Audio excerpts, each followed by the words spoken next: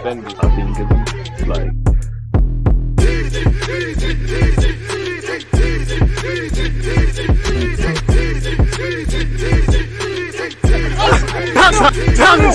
People deluded, I'm back again. Come on, Ian, man. Come on. And as the big man Ian Wright just said there, people deluded, I'm back again. It's Arsenal Chelsea, so I thought we'd wrap together a quick preview. I'm with my guy Lewis. How you doing, my guy? How you doing in relation to later today, man? It's a big one, bro. Just get it over and done with. Just get it over and done with. It's the dreaded match day.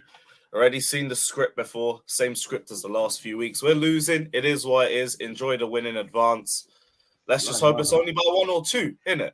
Bloody hell, you got no enthusiasm. I can't blame you because of how Chelsea you've been, but you know, we haven't exactly been the best in our last few games. We're chasing a winning 4. I would say there's zero hype. Like, I'm not a Chelsea fan. What's the mood like among you lot? Because for me, as an Arsenal fan, the Arsenal fans I talk to, not to, you know, belittle a big game, but it's almost like evidently the league's gone. It's not enough. Yeah, you kind of feeling a bit flat about this too, aren't you?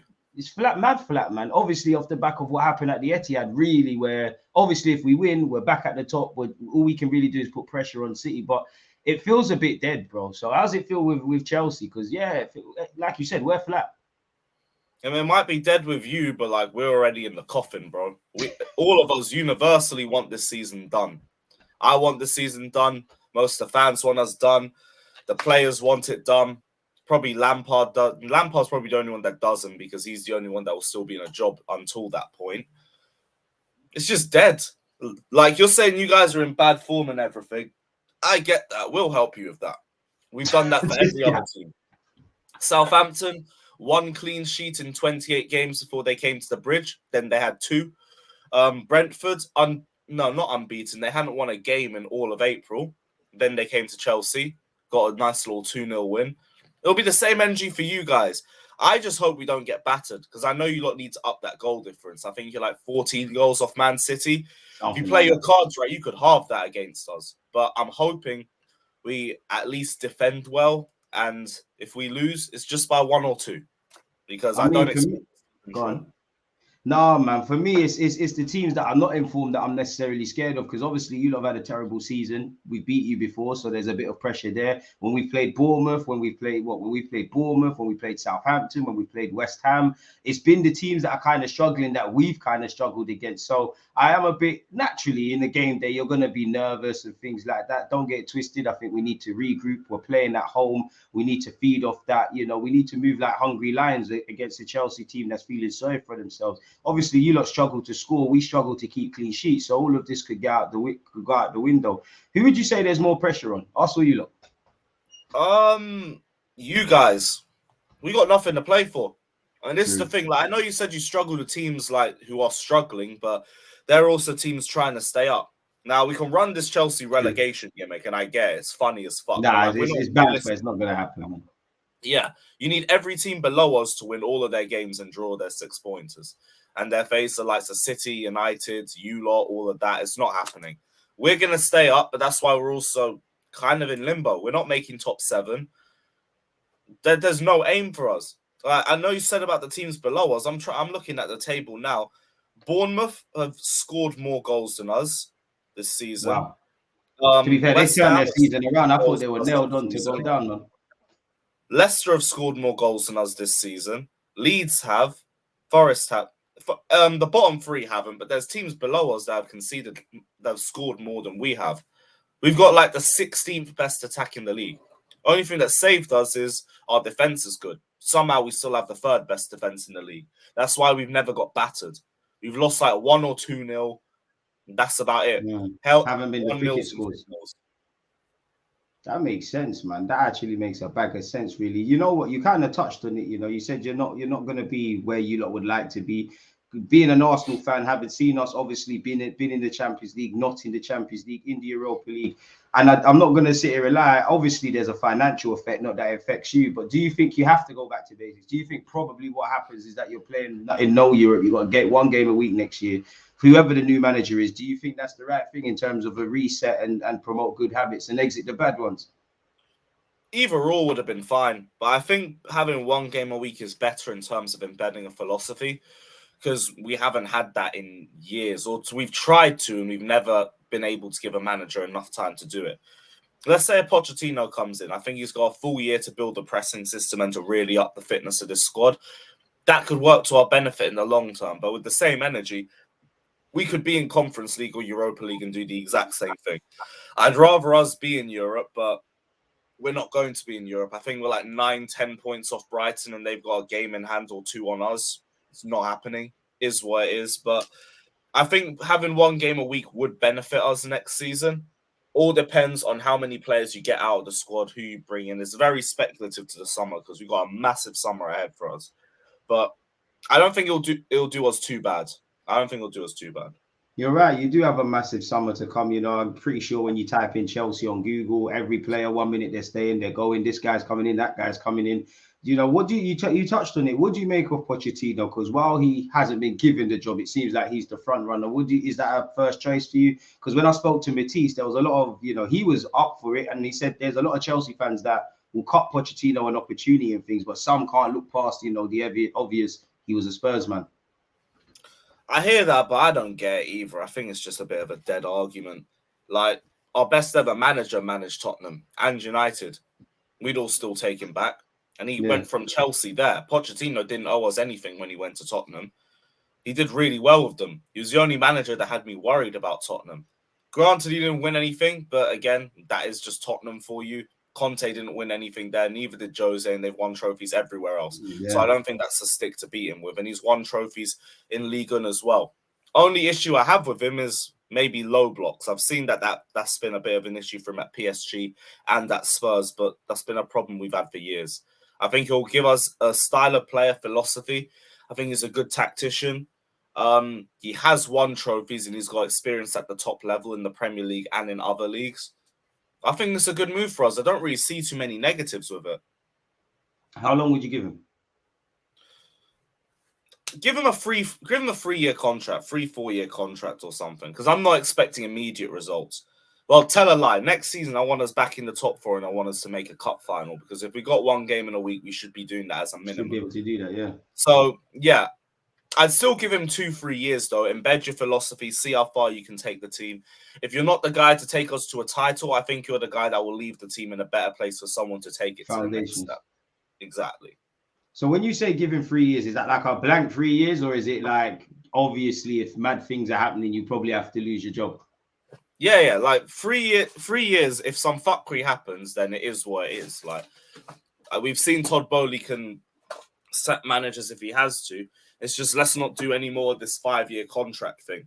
Although I say that, like, even with Potter, his payout was only like, what was it, 10-15 million or something? It wasn't even too bad for someone who got sacked in 6 months. So they've got the loopholes sorted. If they want to give him a 5-year deal, it still wouldn't make too much of a difference if we had to sack him. But obviously, he still has to reach targets season on season. What did you make of Lampard's comments about how, I'm sure you saw it, but I can't, just to paraphrase, about how Chelsea could learn a leaf from Arsenal about stability and there's too much turnaround in managers. And he looked at his own playing days. He's saying how he should have won even more Premier Leagues if there was more stability at the club. Do you think that's something Chelsea need, or is it just it comes where it is? Because obviously we all know 12, 18 months at Chelsea, if you're not doing certain things, that's how close you are from the sack. I remember doing a video about it. Obviously, Tuchel did amazing for you lot, but when you lot won the champs, I said, how Chelsea would it be if 12 months, 18 months from now, for whatever reason, he loses his job? So do you think you need more stability and to be less of this chopping block sort of mentality? Yes, but I'd also say ever since we won our first Champions League, I think Roman's been trying to be patient with managers. And they all fell out for one reason or another. Like Di Matteo, too inexperienced. Benitez was only an interim role and he never got on with the Chelsea fans. Mourinho had us a point off the relegation zone, had to go as much as I would have liked to keep him. Conte fell out with the whole board. We also had that big fallout in 17-18. Sarri got homesick. Lampard was inexperienced, and then he left before Tuchel got sacked. Before the first UCL, though, I do agree. Because Roman was very trigger happy. It's like, if you don't win me the UCL, you're gone this season. I'll find someone else who can do it. Jose shouldn't have been sacked in 2007. Like, that wasn't the right move. Ancelotti shouldn't have been sacked in 2011. We sacked him in the tunnels after the last game of the season, and he still had to Bro. drive back to the squad at Everton. Yeah, that's mad. Imagine, Bro. like, you know how long it is to get from Liverpool back to London as Yeah, well. I was about to say that's a vial. That must be an awkward 5-6 coach hours journey. with the rest of the squad, and you're not even their coach no more. That's long. That's a mad thing. I knew Roman was ruthless, but that is some next level stuff. Now that's where it was too far. Before, like everything after the UCL, I think he genuinely tried and they failed for reasons outside of his control. Everything before though, Jose should have stayed. We would have had another league title or two if Mourinho was still our manager at that time. Where are you at with Todd Burley then? Because obviously, I was speaking to Matisse, who's a Chelsea fan like you, and he said he likes what Todd Burley's what's the word I'm looking for? Like his enthusiasm. He clearly wants to do well. He's very hands-on. But he also mentioned that he needs to learn from his own mistakes now, and he needs to probably kind of find that balance of being an ever-present figure around the club, but also stepping back and just allowing people to do what he wants. Because I'm pretty sure you watch the Chelsea matches. If you're not at the game, every 5 seconds they're trying to find Todd Burley and the other co-owner of your club, and it gets a bit soap opera-y. Yeah, I'm with you on that. Like every word Matisse said, I agree with. Bowley's made mistakes. This has all been a domino effect from sacking. What mistakes? Sorry to cut you and carry on, but what for us non-Chelsea fans? What mistakes would you specifically say as well? Like sacking Tuchel, rushing the replacement with Graham Potter. I didn't think bringing in Lampard would be this bad. I thought it would have been like a sideways step because Potter was so bad for us. It was like, Lampard, I know you're not it, but you can't be much worse. The bar's already in hell. Yep, but he's actually found a way to lower it, which, fair enough. In record time, he's lowered the bar even further. We're now conceding 15, 20 shots per game. So I think that was a mistake as well, because if you're going to get rid of Potter, and we've been trying to not trying to get rid of him, but there's been directors who have wanted Potter gone for a month or two before his sacking. There should have been a better interim than Lampard. It was just a PR move. And probably because they didn't think it would be this bad either, but that's been an L as well. But I can see it as more of a domino effect from rushing Tuchel. So I think there's just been one big mistake and a couple of bad decisions as well. But we were already fucked after that first mistake. I never thought we were making top 4 before Tuchel got sacked, let alone after. As soon as we sacked him, I was like, cool, season's done, whatever. Try and get top 7 or something. Other than that, I don't give a shit. Didn't think it would get this bad, but whatever. Those are his mistakes. But I expect that naivety in your first year, especially when we started the season and we hadn't really built up our backroom staff. It was only Todd Bowley, I think 1 or 2 other heads and 2. Yeah, everything was a mess from start to finish, so you can't really be surprised. It's ended up. So Bowley's got to make those decisions, and he's made wrong decisions. But now he's built up that backroom staff.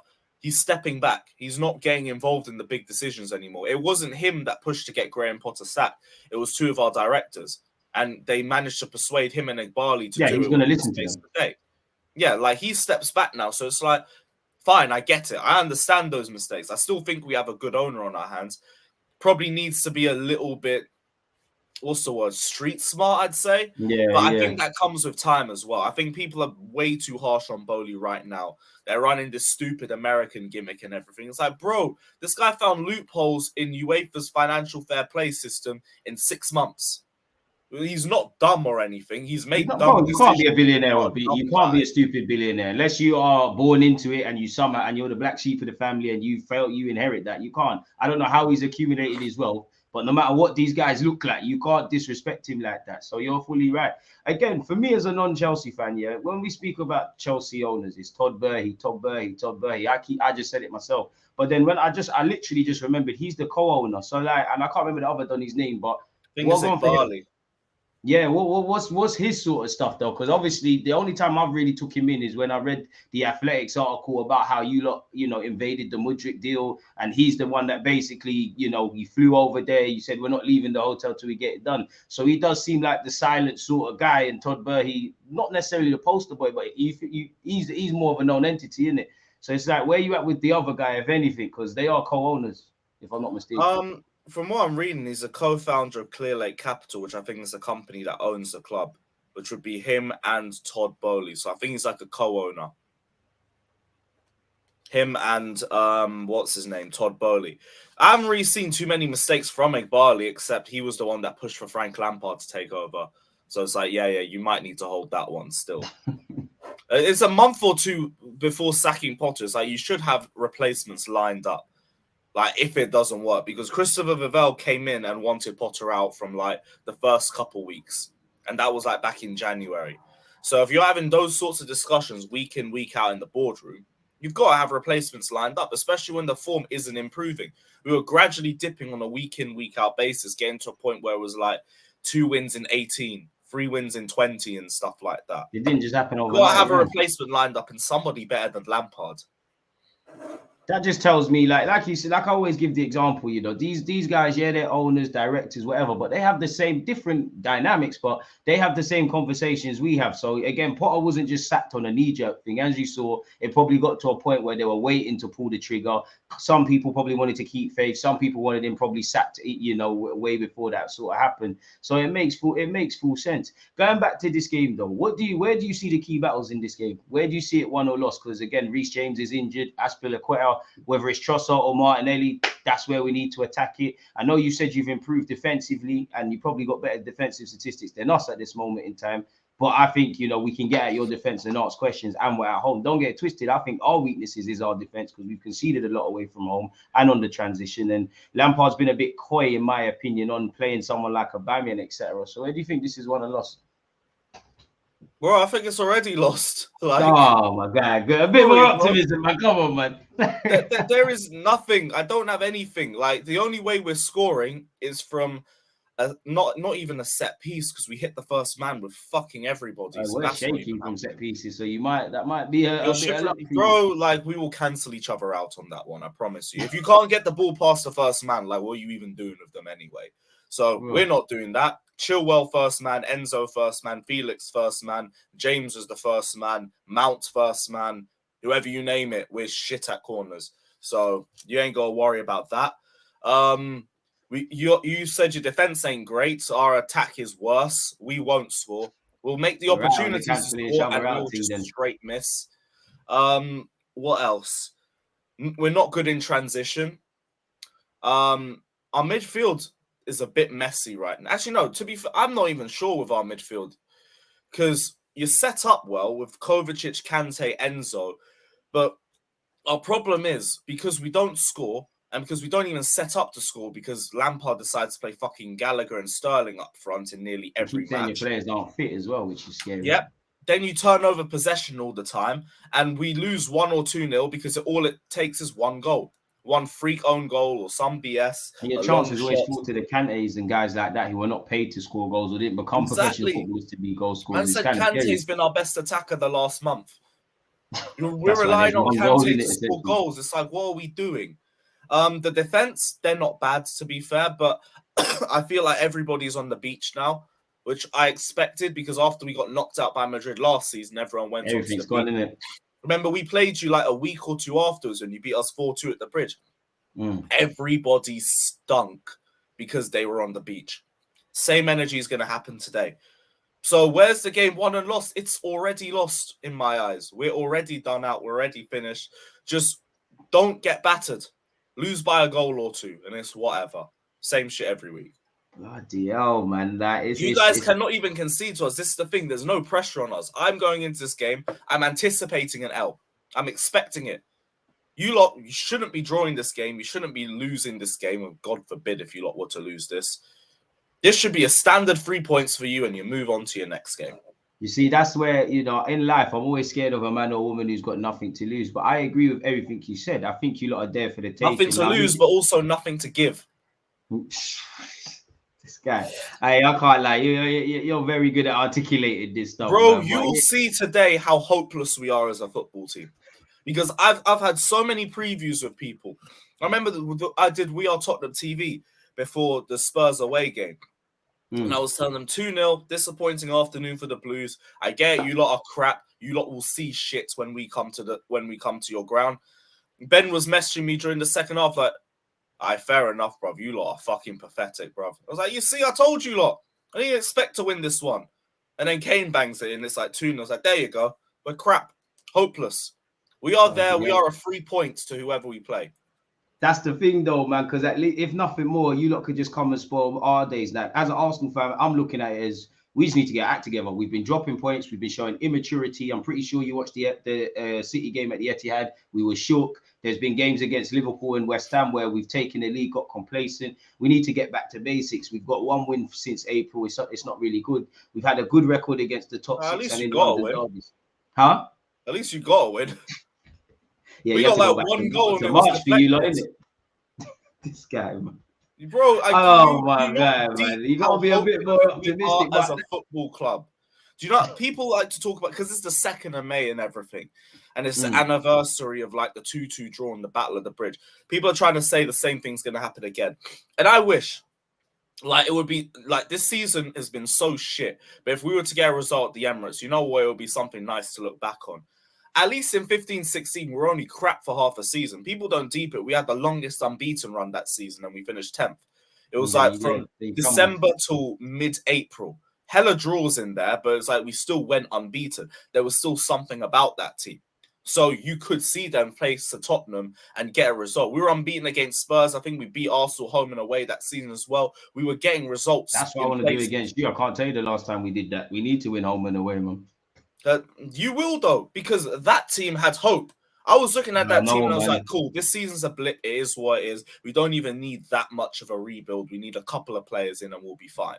This season, nope. Clear out the whole thing. It's easier to ask who I'd want to stay as opposed to I want to keep. Yeah, no, let's do that. Let's do that. Let me start with one name because he's actually been linked with Arsenal, so it kind of kills two birds with one stone. Mason Mount. I think he's going anyway. So if he goes to you, like, it is what it is. He's got 1 year left on his deal. They can't find an agreement on his terms because he wants to get paid as much as Reece James and Sterling and Koulibaly. Yeah, and it's like these lot have pedigree. Sterling is one of the top 20 goal scorers in Premier League history. He's the second highest goal scorer in all of Guardiola's title-winning seasons. Like, he's not had a great season. He's been shit for us. Part of it is because the wrong position. Part of it is because the wrong position. Part of it is because he's just been lazy within himself. But at least you know the sort of player you're getting with him. And I think with better players, you'll get a better Sterling. Would you keep Sterling? Koulibaly, one of the best centre-backs in Serie A for a good 8 years straight. You know what you're getting with him, even if he's had a poor season too. Reece James, I get the availability argument, but Reece James is more vital to us than Mason Mount. He's your best Cobham youngster, man. What was that? He's your best Cobham youngster. Reece James is sick. It's just he's unfortunate with the injuries and that, and hopefully that don't regress him and kill his potential and all that. Just I hear that. And next season we got Malo Gusto coming in, so we finally got depth for him. Reece James deserves the money. Mason Mount, no, you've been declining for like 18 months. Like people, what are you as well? In my opinion, you can do everything, but what are you? I don't even know what he brings to us right now because a lot of people saying, "Oh, he's barely played and everything." He was playing like every minute until February and was one of our worst players. Couldn't keep his head up, dribbling into dead ends, ignoring runners around him. Does that Bruno stuff where he tries to be a hero too much as well? Really, exactly. And I feel like this whole gimmick of Mason Mount being the face of our club has basically just got to his head and he feels like he wants to be paid as such. You should have negotiated when you were in better form. You should have negotiated after the UCL final or something. Yeah, when you're actually coming off a very good season for us. You ain't got a leg to stand on. What you've done for me now, business. You've done nothing since Bowley's come in. You're not worth the money. He doesn't think that. He's going to have a knock-on effect for any other signings as well. Exactly. And I don't care. Wherever he goes, Liverpool, United, Arsenal, Bayern, I don't care. I couldn't care less. Just bye-bye. Man's done with him. Who else then, man? Who stays then? Because like you said, it'd probably be easier, man. Who stays? Does Kovacic stay? He's a player I'll take at Arsenal if you're offering. Nah, Kova's leaving as well. He's in the same situation. 1 year left on his deal. And to be honest, Kova has been a bag of crap all season. He's looked like he's wanted to leave anyway. So is what it is. I know Liverpool's interested. City's interested. I think there might be a couple clubs abroad. Whatever happens. Linked with him, whether that's true or not. Yeah, Bayern might be linked with him as well. Whatever, go. It is what it is. Who else would leave? Havertz can go. Pulisic can go. Ziyech can go. If Oba don't want to be a number 2, he can go. Who else? Lukaku still needs to leave. That young Fofana lad, the striker. Oh, Fofana, he's got to go on loan. He's got to go on loan. Like, he's barely had a sniff with us, and I don't think he'll get one next season either. So let him go on loan, maybe to a Premier League or Championship side, and we'll see what he's got there. Gallagher needs to go. Ruben, I'd keep as depth. Who else?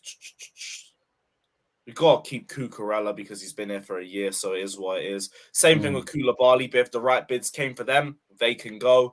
Mendy needs to leave. Kepa needs to leave. I still feel like I'm missing somebody. Mudryk. I think he'll come. No. Mudryk, Madueke, Felix, most of the new signings I wouldn't get rid of. The only ones I would, like, if they came in for them, was Cucurella and Koulibaly. But if no one comes in for them, cool, give them another year. It is what it is. But it's more about the players that were here before Tuchel left, because they've been the issue for us. What about bringing in again, a couple of names you lot have been linked with: Declan Rice, Caicedo, Kane. Where you at with them three? I think Caicedo's the only realistic one, and that's about it. Declan Rice ain't gonna join us with no European football, and if Mason Mount leaves, nah, I don't think so. I think he's going to you guys personally. Like, we've been linked with Declan Rice for years. But this summer will be his 007 in terms of 7 windows, 0 bids, 0 medicals, nothing. All it is just PR. It's been constant PR. But that's what I think it is with Arsenal. Like, I don't doubt that we're interested, that we're going to get him. But, we've seen this before. We saw it with Mudryk. Oh, he wants to come. He likes Arteta, this, that, and the other. With you, there's no story. With us, they're trying... With you, there's no story. Like, you guys have only just been linked with him within the last year. With us, they've been trying to push this Cobham graduate returns. Release. He's going to buddy up with his friends Mason Mount and all of this crap. And it's so mind-numbing. And now we're not going to have either of them. And that's fine. I am not too fast. Rice was overpriced for me from most of his time. That's why I don't know if he'll sign. Because, again, you see if anything from 75 to 100, at some point, Arsenal are going to have to walk away. We're not going to do the Chelsea thing, what you lot do. So, is it still 75 mil for him? I mean, 75 mil, I think we'll pay it, but they're saying 75 to 100. But let's put ourselves in West Ham shoes. I know if I'm West Ham, I know he's got a year left with an option. I know if Arsenal bid for him in, let's say, the last week of May, first week of June, I might damn well accept it. I might let them talk, but then I'm going to get on the phone to Chelsea, to United, to Liverpool, whatever, and say, do you know what? They've just placed in a bid. Do you want to match it? If they do, we're going to delay. Or, when it comes to medicals and things, just go around the houses. I don't think they'll be in a rush to get it gone. Now, they should be, because they'll get money and get a replacement, but we'll have to see. And we've been linked with a few players, Mudryk, Caicedo, Rice, Nana with Everton, Lavia with Southampton. If either team or both go down, it'll be interesting to see what happens there for the I can't lie, I think we're getting Lavia. I think Lavia's Chelsea's going to happen, because we've been talking to him since January. The moment he signed. Yeah, Lavia, I feel very confident that we'll pull him in. Caicedo, the new contract's going to make it a little bit sticky, because now Brian can put whatever they want for him.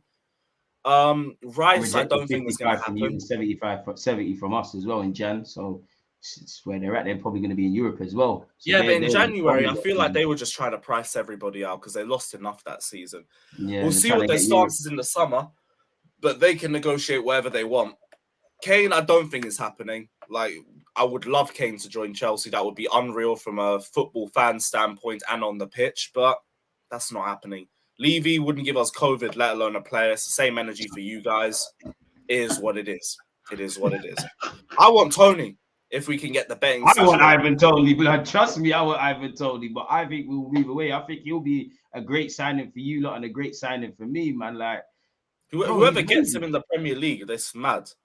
The number 9 market isn't great. Other than him, it's Osimhen for like 150 million, but I would still prefer Tony because he's more well-rounded. Or Vlahovic. Vlahovic might be a cheaper alternative. Did you say? Vlahovic might be a cheaper alternative as well. Is he even a real person at this point? Because I've watched him play a couple of times, but you're always linked and you don't really move. And I think that one would be dead for Arsenal. Obviously, we've scouted him before. You never know, but the agent took us around the houses, innit? So I think he's firmly away from us. But you don't need a 9. We need a 9. I'd love Tony. I think he's got the attitude for it. I think, you see with us, a bit like you lot, we've got strikers. Yours is a bit of a mix and match. We've got strikers that are a bit too similar. And for me, I think, especially if we're going to rock up in the Champions League, we need people that believe in themselves. We need people that are a bit physical. And I think, personally, Arsenal are missing a trick with not having a physically imposing striker and a central midfielder. So I'm having Tony every day of the week, not to mention the man can take free kicks and he might actually, help people get paid with certain bets. But that's the only thing on a serious note. Like, we don't know what's going to happen with the betting thing. But if you've been called up to England, surely Southgate must know, as we saw with a certain man at Man United when he stopped playing him in the team. And so I'm not even too sure on that, man. But I think Arsenal need that. I think we need Caicedo and Rice personally, or two of the same profiles. And we'll have to see, because that's the one thing you say with Edu. You've obviously shown great moments where you've brought in players and, we didn't get Mudryk, you got Trossard. But when I look at I even forgot, when you look at Vlahovic, when you look at Caicedo, Douglas Luiz, Mudryk, Rafinha, which in essence, we were third choice behind you lot and Barcelona. I don't think Edu has been able to quite grasp getting those top targets for Mikel Arteta for whatever reason. So it'd be interesting to see, because I think we've got a decent 11. It needs to upgrade.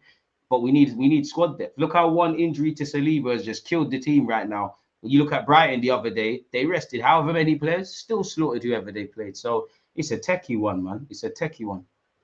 Really I hear techie. that. I hear that, bruv. Summer's going to be a big one for both of us. With us, it's more about a clear out as well. We've got to get rid of players before we bring players in. Yeah, you don't want too many a player there, man. Yeah, we only really need like a goalkeeper, or maybe two if we can get rid of Kepa, but I don't think it's likely with the wages that he's on. Don't really need anything at the back. A midfielder or two, a striker, maybe another winger, and I think we'd be fine. I'm with you with that. I just, I hate to say it, but I just think right now Chelsea just have bad habits of just playing as a bad team. I think if you get a hands-on coach, which you lot need, things could look a bit better, and we'll have to see you next season. Final question for you then, man. Score prediction. Because you've been hella pessimistic. So what would be the score prediction then, man? My dream would be a nice dead 0-0, but in reality, we're holding 3 or 4 goals. So I go 3-0, 4-0 Arsenal. Bro, I'm going to have to have a nice little confidence-building derby result that will get the fans back on track. Listen, I'll go 2-1 Arsenal. I think it'll be a close game. Oh, you think we're scoring? Huh? You think we're scoring? Yeah, somehow, man. We'll give you an opportunity. Somehow, someway, we'll give you a chance. I hate to say you'll give us a chance. I just think we'll miss all of them, bro. But hey, if we get a goal, we'll have a chance to do another goal of the month contender. Because Conor Gallagher I saw that one with just Gallagher. We've been there as an Arsenal fan. I'm pretty sure there was a... Bro, we've been there twice this year. You've been there February twice. was the same. João Felix won by default. You don't deep like I said, you don't need a hands-on coach. You don't deep how bad we are. You're not. You will see tonight, bro. Nah, and if you guys drop any points against us, title's done. Wrap the title. Title's been gone. But like I said, that's why I want us to win, because all we can do is keep winning so that City can look over their shoulder. And for us, I'm just looking at the fixtures. We got 2 big games this week. We got Chelsea in a London derby, and then we rock up at St James's Park. We have to win today, innit? Like, we have to, because away from home, we're better away from home statistically and what I see with my eyes, but nobody wants to play Newcastle at this moment in time. So if I had to back my team to get 3 points, it's tonight, isn't it? Huh? That's our last game of the season. Our last 3 games of the season is City away, United away, and Newcastle at home in a week. Nah, you lot will do something against City, man. You'll do something. You wish, bro. Don't ask any favors from us. Even if we were capable of doing it, we couldn't do it. City, we're going to hold 9 there. That's going to be record-breaking. Bloody hell, man. Like, I only hope Guardiola does his little thing where it's like he packs you 3-0 in 20 minutes, just passes around a bit and says how good the manager is in the press conference after. I really rate Lampard. He's a good coach and everything like that. When he's like, so good. He's decent. We're getting pammed everywhere, man. I told you, I don't see where we get a point or a goal, let alone a win with our run. Forest battered Brighton. Brighton battered us. We don't like going to Bournemouth away. And the rest of our games is against the top 4. Long season, man. And on that note, man, I think we can wrap this up. I don't know what else I can ask you. I want you to get put out of your misery, at least not to think of the game, man. What content have you got to come out today or whenever? I'm pretty sure you'll be doing match reactions of some sort, potentially a watch along. Probably going to do a match reaction at the end of the game. Until then, I'm going to take a mental break for the day. Just have a couple drinks, anticipate the L, go to the Emirates, lose, and then whatever. I'll film a review after the game. So check that out on my channel. We'll probably stream a reaction the day after. And yeah, congratulations on the 3 points, my guy. in advance. Oh my days, man. So like you heard Lewis say, yeah, make sure you're subscribed to his YouTube channel. You're turning on your notifications so that you're aware. Obviously, by the time this video comes out, you just have to click the title and subscribe, and Bob's your uncle is pretty much idiot proof. I wish he was a bit more optimistic for the Chelsea fans that are out there, but we'll see in it really. So yeah, man, let you enjoy the drinks you're about to have, man. Love for cutting through, man. Big One up, love. my guy. Bless. See. There's always just that active red flag, defending. I think it's like